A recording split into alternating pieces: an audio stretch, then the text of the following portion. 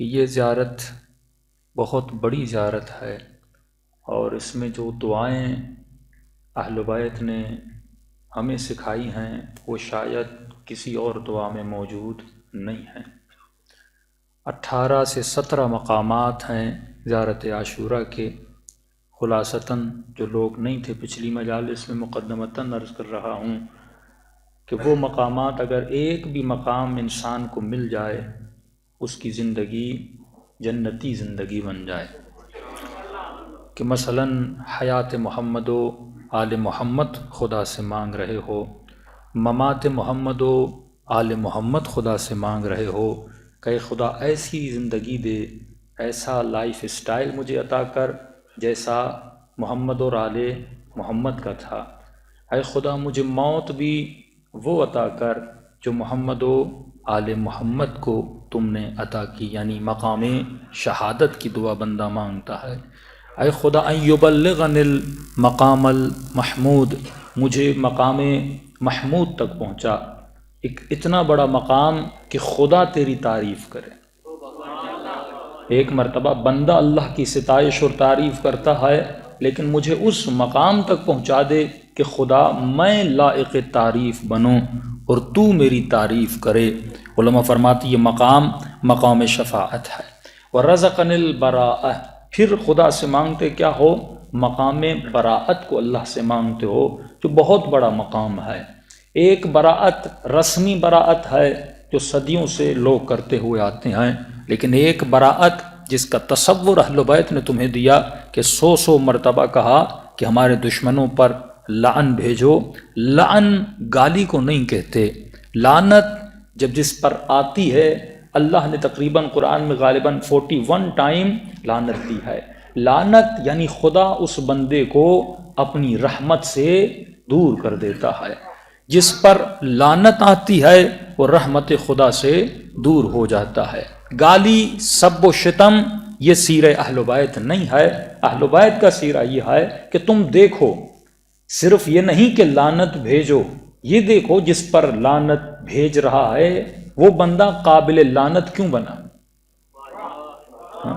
تجھے اس چیز کو سوچنا ہے کہ اگر یزید پہ لعنت آ رہی ہے، 100 مرتبہ معصوم ان لوگوں کے نام لے کے لعنت بھیج رہے ہیں، اس بندے پر لعنت کیوں آئی؟ یزید نے ایسا کیا کیا کہ وہ لعنتی بنا؟ شمر نے ایسا کیا کیا کہ وہ لعنتی بنا؟ پھر کچھ فیملیز پہ اہل بیت نے لعنت بھیجی، کچھ ادوار پہ مولا نے لعنت بھیجی۔ ادوار مطلب ان ادوار کو پڑھو، وہ ادوار جن میں لوگ علی کے مقابلے میں آئے، حسن کے مقابلے میں آئے، حسین کے مقابلے میں آئے، انہوں نے ظلمتیں لا کر کھڑی کر دیں، اہل بیت کو پیغام ہدایت دینے نہیں دیا۔ اور صرف یہ نہیں کہ وہ آئے، فرمایا شایعت، ایسے لوگ جنہوں نے مشایعت کی، یعنی ظلم میں مشارکت کی۔ مولا علی اگر کسی ظالم سے لڑنا چاہتے تھے، علی کے مقابلے میں کھڑے ہو گئے اور ظالموں کا ساتھ دیا۔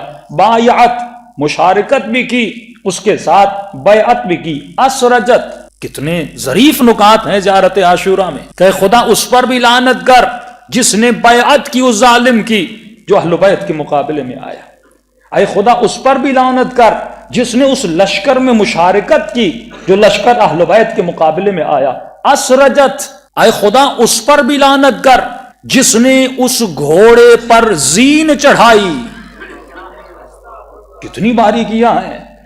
اگر کوئی خاتون اپنے شوہر کے گھوڑے پر زین چڑھا کے کہہ رہی ہے کہ جا کربلا میں حسین کے مقابلے میں لڑ، فراق عاشورہ فرماتے ہیں اس شخص پر بھی لعنت ہے کہ جس نے بیعت کی، جس نے مشارکت کی، جس نے گھوڑے پر زین چڑھائی۔ الجمت، جس نے اس گھوڑے کو لگام لگایا، اس پر بھی لعنت ہے۔ تنقبت، جس نے نقاب لگایا اور حسین کے مقابلے میں آیا، نقاب منافقت لگایا کہ لوگوں کو پتا نہ چلے میں کس کے ساتھ ہوں۔ فرمایا ان سب پر لعنت ہے۔ کہ فرمایا جب یہ لشکر کوفے سے جا رہا تھا کربلا کی طرف، خواتین اس پہ غور کریں، سب سے بڑا کردار تھا عورتوں کا۔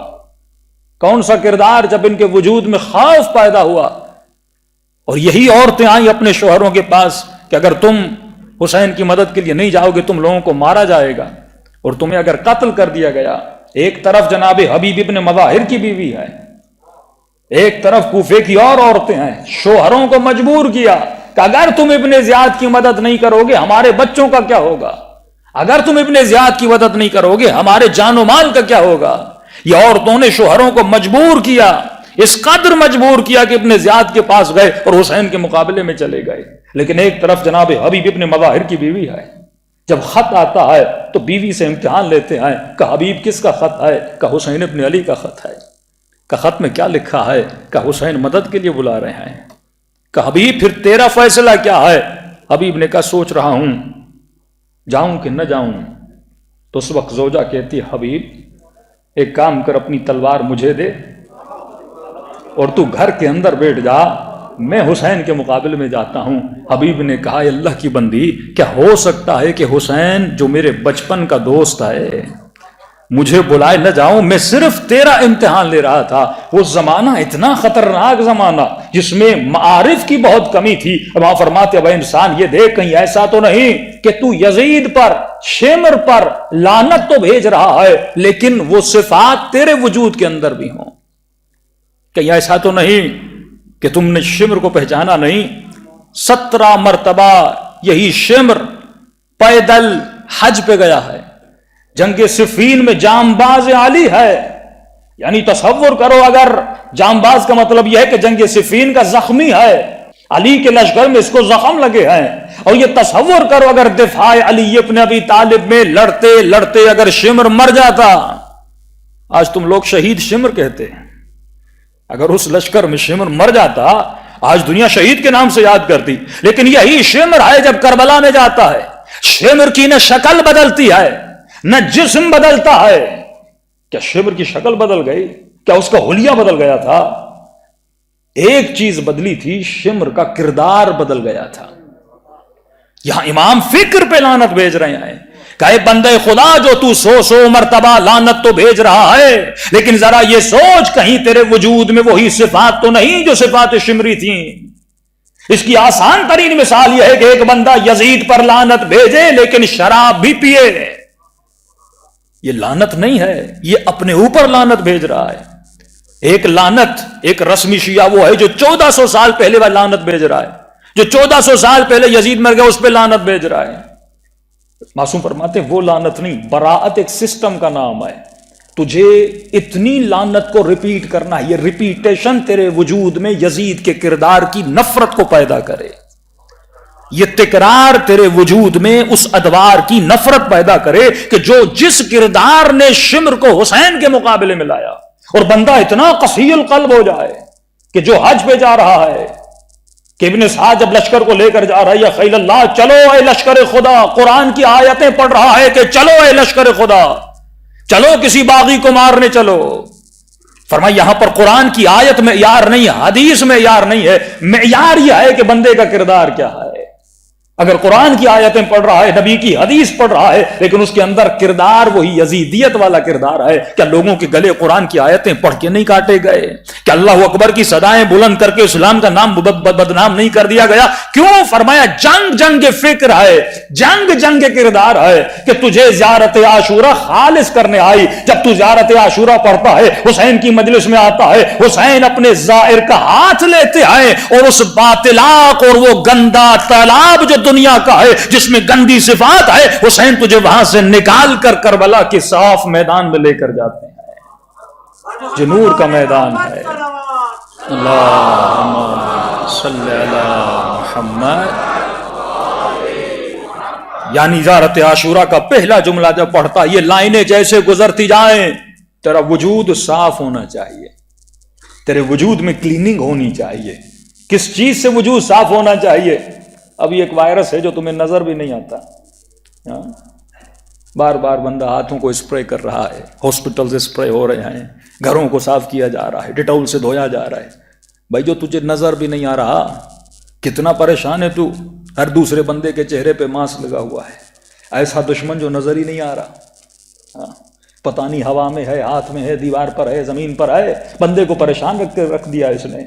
جب ایک چھوٹا سا وائرس تیرے جسم کو اتنا نقصان دے سکتا ہے، اور جو سب سے بڑا وائرس ہے، جو شمریت کا وائرس ہے، جو یزیدیت کا وائرس ہے، براءت یہی ہے۔ ابھی تم نے ماسک لگائے ہیں، گویا تم اس سے براءت کر رہے ہو نا، اس سے دوری چاہ رہے ہو نا, نظر نہیں آ رہا لیکن اس سے بچنا چاہ رہے ہو, دوری چاہ رہے ہو. برات یہی ہے کہ اگر میرے ہاتھوں پر ہے, میں ہاتھوں کو دھو کر اسے صفایا کرنا چاہتا ہوں. تو یہی تو برات زیارت عاشور امام حسین مومن کو سکھاتے ہیں کہ حسین کے عزادار تو ماتم بھی کر رہا ہے, مجلس میں بھی آ رہا ہے, اللہ اور نبی کا نام بھی لے رہا ہے, لیکن تیرے وجود میں وہی صفات ہیں جن پر تو لعنت بھیج رہا, وہی صفات تیرے اندر ہیں.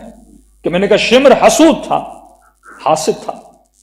اگر یہی صفت حسد کسی انسان کے اندر ہو کہ اگر میں کسی کی اچھی گاڑی دیکھوں مجھ سے برداشت نہ ہو, میں کسی کا اچھا گھر دیکھوں مجھ سے برداشت نہ ہو, اور اس حسد میں آ کر اس کی گاڑی کو اسکریچ کر کے چلا جاؤں کہ اس کے پاس ہے میرے پاس کیوں نہیں. فرمایا حسین نے ایک جنگ لڑی, اور اس جنگ میں حسین نے کائنات میں بہت بڑا کام کیا. حسین نے کائنات کی اچھائیوں کو جمع کیا, اور اس کے مقابلے میں کائنات کی برائیاں تھیں. لشکر یزید مجموعہ ہے برائیوں کا, اور لشکر حسین مجموعہ ہے اچھائیوں کا. اگر اخلاق کو مجسمے میں ڈھالنا ہے تو کربلا کے میدان میں حسین کے لشکر کو دیکھ, اور اگر برائیوں کا کریہ چہرہ دیکھنا چاہتے ہو تو کربلا کے میدان میں مد مقابل یزیدیوں کا لشکر دیکھ. میں یار قرآن کی آیتوں کو پڑھنا نہیں, حدیث کی آیتوں کا پڑھنا نہیں, فلاں حافظ قرآن ہے, فلاں حافظ حدیث ہے, فلاں مفتی ہے. تجھے یہ دیکھنا ہے کہ اس کے وجود میں اخلاق مصطفیٰ ہے کہ نہیں ہے. بوئستو لأتمم مکارم الاخلاق, اگر تیرے وجود میں اخلاق مصطفی بھی نہیں ہے, یہ تم کون سا اسلام مسلمانوں کے سامنے پیش کر رہے ہو جس اسلام میں نہ رحم ہے, جس اسلام میں نہ رواداری ہے, جس اسلام میں نہ بھائی چارہ ہے. وہی اسلام تھا جو یزید کا اسلام تھا. ارے رسول اگر دشمنوں کو بھی مارتے تھے نا جنگ میں دفاع کی حالت میں, تو کہتے تھے ان کے لاشوں کو دفن کر دو. کہ میری دشمنی ان کے جسموں سے تو نہیں ہے, 7 بلین پیپل اس دنیا میں کرۂ ارض میں رہتے ہیں, ہماری دشمنیاں ان کے جسموں سے تو نہیں ہے. دشمنی, اختلاف, تفرقہ, دوری, براعت اس انسان کے فکر اور کردار سے ہے, اس کی رفتار سے. مرنے کے بعد یہ جسم تو بیچارہ, جسم کا تو قصور نہیں ہے, جس کی فکر تھی وہ فکر تو اس کے جسم سے نکل کے چلی گئی. لیکن کربلا کے میدان میں دیکھو گے رسول کا کردار تھا کہ جب جنگ ہوتی تھی کہتے تھے اگر کوئی جسم زمین پہ پڑا ہوا ہے جا کر دفن کر دو. لیکن کربلا کے میدان میں جسموں کو نکال کر تصور تو دیکھو, مد مقابل ظلمت اتنی ہے. وَإِذَا الْوُحُوشُ حُشِرَتْ, جہنم جو قرآن میں پروردگار عالم کہتا ہے کہ جو بندہ جہنمی ہوگا اس کے اندر سے ساری اچھائیاں نکال دی جائیں گی. اس کا وجود ایک وحشی وجود ہوگا کہ تمہیں شیر وحشی کیوں لگتا ہے, یہ چیتا وحشی کیوں لگتا ہے, اس میں ذرہ برابر رحم نہیں ہوتا. اس کا کام ہوتا ہے اپنی بھوک کو بجھانا, وہ کسی ہرنی کے بچے کو کسی کو بھی چیرے گا, پھاڑے گا, کھائے گا. یہ وہی وحوش ہیں کہ جہنم انہی وحوش کا ایک مظہر ہے کہ اگر کوئی جنتی جہنم سے گزرے گا بھی تو یہ وحوش اسے کاٹ دیں گے. فرمایا جہنم کا یہ ایک دوسرے کو جہنم میں کھائیں گے, کیونکہ ان کا وجود ایک وحشی وجود ہوگا, ان کے وجود میں ایک بھی صفت حسنہ نہیں ہوگی. لیکن فرمایا جو اہل بیت کے چاہنے والے, جن کے وجود میں محبت اہل بیت ہوگی, انہیں میدان برزخ میں ایک چشمہ ہے, مولا علی فرماتے ہیں اس چشمے سے ان کو دھویا جائے گا. یہ سلسبیل کا پانی ان کے وجود کو پاک کرے گا.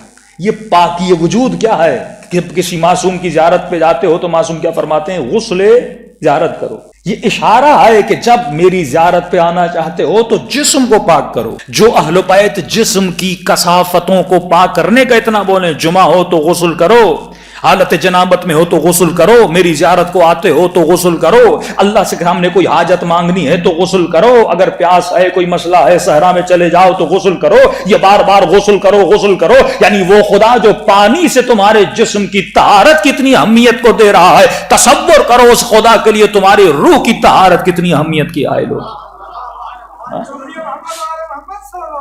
اللہم صلی علی محمد. تو خدا یہ زیارت عاشورہ, یہ براعت کا مطلب ہے وہ تمام تر صفات یزیدی, وہ تمام تر صفات بنو امیہ. جنگ بنو امیہ سے کیوں ہے؟ کیونکہ بنی امیہ کی زندگی کا جو لائف اسٹائل ہے اس سے اہل بیت کی جنگ ہے. کلمہ پڑھا, اسلام لایا, لیکن انہوں نے اپنا لائف اسٹائل نہیں بدلا. انہوں نے اپنی زندگی کرنے کے طور و طریقے نہیں بدلے. مولا علی نے کہا علی کبھی بھی اپنے اصولوں پر کمپرومائز نہیں کرے گا. میں نے مختلف مثال اہل بیت کی زندگی سے دی. مسلم ابن عقیل حسین کا سفیر ہے. عانی بن عروہ نے کہا مسلم ابن زیاد کو بلاتا ہوں اپنے گھر پر اور شرط رکھوں گا گھر پہ آنا ہے تو تلوار کو باہر رکھ کے آنا ہے. مسلم اسے باتوں میں اتنا لگاؤں گا تم پردے کے پیچھے رک جانا اور جب اسے نہتا دیکھو تو پیچھے سے وار کرنا. بلایا گیا, زیاد بیٹھا, باتیں ہوئیں. جب جانے کا وقت ہوا ہانی نے بات کو لمبا کیا اور بڑھایا اور بڑھایا, اسی انتظار میں کہ مسلم نکلے گا, وار کرے گا, وار کرے گا. زیاد کو شک ہو گیا کہ اتنی دیر مجھے کیوں کھڑا رکھا جا رہا ہے. وہ جلدی سے گھر سے باہر نکل گیا. ہانی نے کہا مسلم تم نے سب سے بڑا موقع گوا دیا. اگر اس ملعون کو مار دیتے تو کربلا کا واقعہ نہ ہوتا, پورے کوفے میں مسلم کی حکومت ہو جاتی. لیکن مسلم نے کہا حکومت جان جاتی ہے تو چلی جائے لیکن اپنے اصولوں پر مسلم کمپرومائز نہیں کرے گا. کہ مسلم کون سا اصول ہے تمہارا کہ یہ اصول الہی, اصول نبی اور اصول علی ہے کہ کسی نہتے پر وار کبھی نہ کرنا. اگر جنگ لڑنی ہے تو تلوار سے جنگ لڑی جائے. مولانا نے خط لکھا نا امیر شام کو کہ کیوں اتنے مسلمانوں کو لڑا رہے ہو؟ اگر تجھے دشمنی علی سے ہے تو آ جا میدان میں, تو بھی تلوار لے کر آ, علی بھی تلوار لے کر آتے ہیں. یہ اہل بیت کے اصول تھے. اگر عمرو ابن عاص کو مولا علی مار دیتے, یہ سب سے بڑا مشاور تھا امیر شام کا, لیکن عمرو کو علی کے اسلام کا پتہ تھا. وہ جانتا تھا علی کبھی بھی اپنے حیا پہ کمپرومائز نہیں کرے گا. ہاں, کسی برہنہ کو برہنگی کی حالت میں دیکھنا یہ اسلام کے خلاف تھا. جیسے اس نے اپنے کپڑے اس میدان جنگ میں اتار دیے, علی نے منہ پھیر دیا. کیوں؟ کیونکہ علی باحیا امام تھے.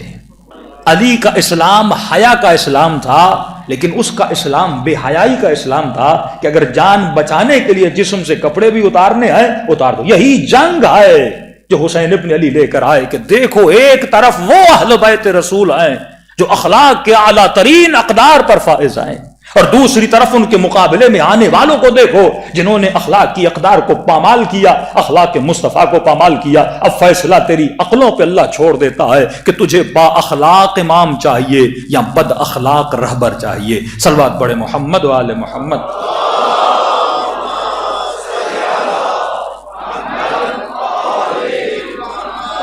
وعجل فرجہم, اعلیٰ ترین صفت تجھے کربلا کے میدان میں نظر آئے گی اور بدترین صفات تجھے لشکر یزید میں نظر آئے گی. ان صفات کو پڑھ, ان صفات کو پرکھو اور براءت کرو اس کمپلیٹ نظام یزیدیت سے کہ حسین خیمے میں آتے ہیں, فرماتے ہیں بہن زینب مجھے کرتا دو. کرتا پہنتے ہیں اور اپنی تلوار سے اس کرتے کو پارا پارا کرتے ہیں. سیدہ پوچھتی ہیں کہ بھیا اس کرتے کو پھاڑ کیوں رہے ہو؟ کہ میرے جانے کے بعد یہ ہر چیز کو لوٹنا چاہیں گے. اور عجیب منظر مولا حسین کا, کرتا پہننے کے بعد پھر باہر نکلتے ہیں, پھر ایک نیلے رنگ کی ایک قمیص تھی, پھر اس کرتے کے اوپر وہ قمیص پہنتے ہیں. پھر سیدہ پوچھتی ہیں بھیا جب یہ قمیص پہنی ہے اوپر دوسری قمیص کیوں پہن رہے ہو؟ کہ اگر کوئی لوٹنے آئے خالی ہاتھ نہ جائے. ایک طرف یہ فکر حسین ہے, ایک طرف یہ کربلا ہے. ایک بندہ سخی ہے نا, سخی مطلب میرے پاس مال ہے میں کسی کو دیتا ہوں. ایک طرف سخاوت ہے, سخاوت سے جو اعلیٰ درجہ ہے وہ ایثار کا درجہ ہے. جو تم زیارت عاشورہ میں مقام ایثار مانگتے ہو نا خدا سے, مجھے ایثار کا مقام آتا. ایثار کیا ہے کہ میرے پاس نہیں ہے, اس کے پاس بھی نہیں ہے, ٹھیک ہے, تو میں اس کی وجہ سے قربانی دیتا ہوں. مثلاً عاشورہ کے دن آپ کو پتا ہے کہ امام حسین پیاسے تھے, آپ فاقہ رکھتے ہیں, روزہ رکھنا حرام ہے کہ کیونکہ میرا حسین پیاسا تھا میں بھی پیاسا رہوں گا. یہ مقام ایثار ہے کہ امام علی سفرے پر بیٹھے ہیں اور خود بھی 3 دن روزہ رکھ رہے ہیں اور بھوک ہے, پیاس ہے, لیکن فقیر دروازے پر آتا ہے, مولا علی اپنا کھانا اٹھا کے اس فقیر کو دیتے ہیں.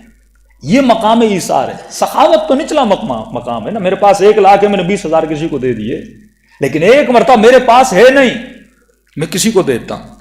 اس سے بھی ایک بڑا مقام ہے جو حضرت عباس کا مقام تھا کہ ایک مرتبہ میرے پاس بھی نہیں ہے، اس کے پاس بھی نہیں ہے، میں اس تک پہنچانا چاہتا ہوں لیکن پہنچا نہیں سکتا، فاصلہ ہے، زمانی فاصلہ ہے، مکانی فاصلہ ہے کہ حضرت عباس پانی تک پہنچ گئے تھے، فرمایا رکاب حضرت عباس پانی کے اندر تھے، پانی پینا چاہتے تو پی سکتے تھے، یہ ایثار سے بھی بڑا مقام ہے کہ میں پہنچا نہیں سکتا تو کیا ہوا، اب خود بھی نہیں پیوں گا۔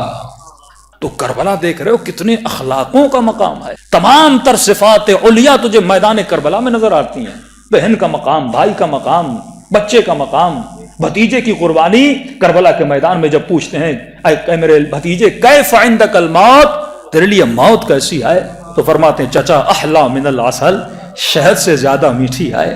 یہ کربلا، یعنی حسین نے ایک جنگ لڑی، یہ جنگ تھی کہ دیکھو ایک طرف حسین نے کائنات کے تمام تر خوبیوں کو جمع کیا اور مد مقابل کائنات کی تمام تر ظلمتیں اور اندھیرے تجھے نظر آتے ہیں، اب یہاں پر تجھے تفکیک کرنی ہے، براعت کرنی ہے، تجھے حسین کے لشکر میں جانا ہے، وہ حسین جو حسین ہے، وہ حسین جس کو لقب ملا، وہ غار ہے، حصن ہے کہ لوگوں کو ان ظلمتوں سے نکال کر وہ کشتی و سفینہ نجات ہے، وہ حسین مصباح الہدیٰ ہے، ایک ایسی روشنی ہے، صرف حسین روشنی نہیں ہے بلکہ لوگوں کو ہاتھ سے پکڑ کے اپنی کشتی میں سوار کرانے والا امام ہے، تجھے ان ظلمتوں سے اور بھور سے نکالنے والے امام ہے کہ انسان آ جا، ایک ایسی کشتی میں سوار ہو جا۔ یہ مجلس حسین صرف مجلس نہیں ہے، ایک اخلاق کی کشتی ہے کہ آ جا اور دیکھ تیرے وجود میں کہیں وہ صفات تو نہیں ہے، حسین کی مجلس میں آ جا اور براعت مانگ، اللہ سے رزق براعت مانگ کہ اے خدا وہ کردار جس کردار نے لوگوں کو حسین سے دور کیا تھا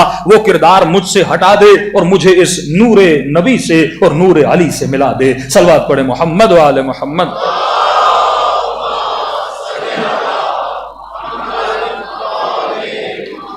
وعجل فرجہم۔ اب یہاں پر سنت اختلاط آتی ہے کہ میں نے عرض کی کل کی مجلس میں، یہ اللہ کی سنت ہے۔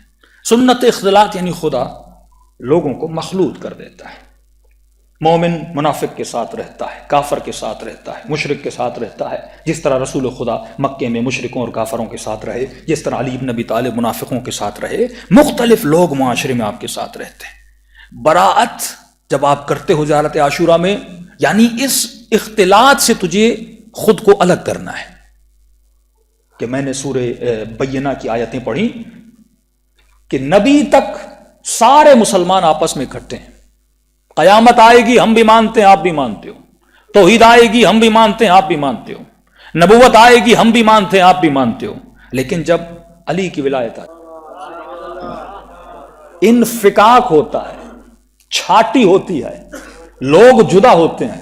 حسین جب مدینے میں تھے 10,000 خط ہیں، حسین آگے بڑھ رہے ہیں، آگے بڑھ رہے ہیں، جیسے جیسے کربلا میں آ رہے ہیں چھاٹی ہوتی جا رہی ہے، پتہ چلتا جا رہا ہے مومن کون ہے، منافق کون ہے، خالص کون ہے، عابد کون ہے، عبد کون ہے، عادت والا کون ہے، عبادت والا کون ہے۔ ہاں؟ تمہاری زندگی کا محور ہو لا الہ الا اللہ، تمہاری زندگی کا محور ہو پروردگار عالم اللہ۔ کیسے؟ رسول فرماتے تھے میری زندگی کو دیکھ اور دیکھ میں نے اپنی زندگی میں اللہ کو محور کیسے بنایا۔